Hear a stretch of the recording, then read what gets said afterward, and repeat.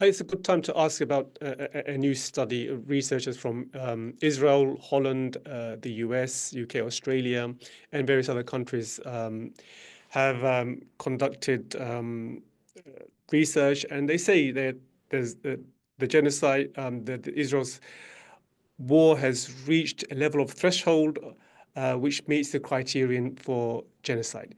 I mean, I don't think it needs much convincing here. I mean, most people know that, but I guess it adds to the body of evidence of number of experts out there who are now saying that what is happening in Gaza is genocide. When you look at it, look at Israel's policies, clearly you see that there is a deliberate effort to inflict on the Palestinians conditions of life calculated to bring about their physical destruction. That's the definition of genocide. We see that.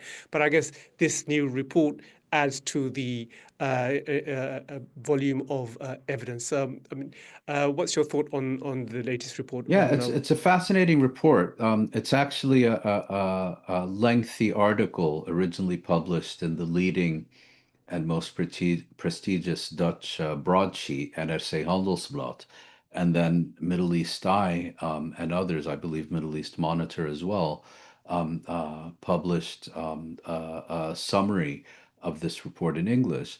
And the correspondents interviewed seven of the leading genocide scholars currently working, including a number who are also specifically specialized in the German Holocaust of European Jews during the Second World War. And all of them concluded that the Gaza Strip is currently experiencing a genocide. And they make, and they're quite different. I mean, there was one Israeli scholar who currently works in the United States who came to this conclusion very early on. There's, Raz Siegel? yes, That's exactly, Ras Siegel, who I think already in October 2023 rang the alarm bells about this. Another said that he initially rejected the finding of genocide, but has since changed his mind.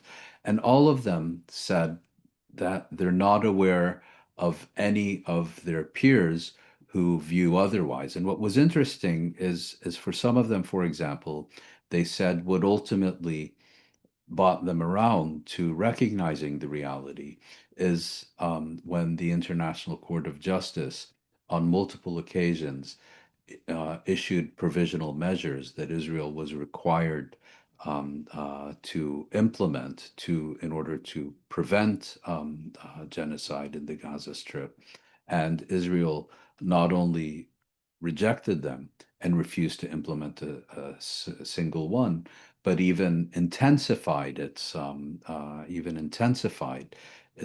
measures in opposition to what the court had ordered. So what you have here is a collection of specialists with different backgrounds who reached the same conclusion over different periods of time for different reasons, but are now unanimous.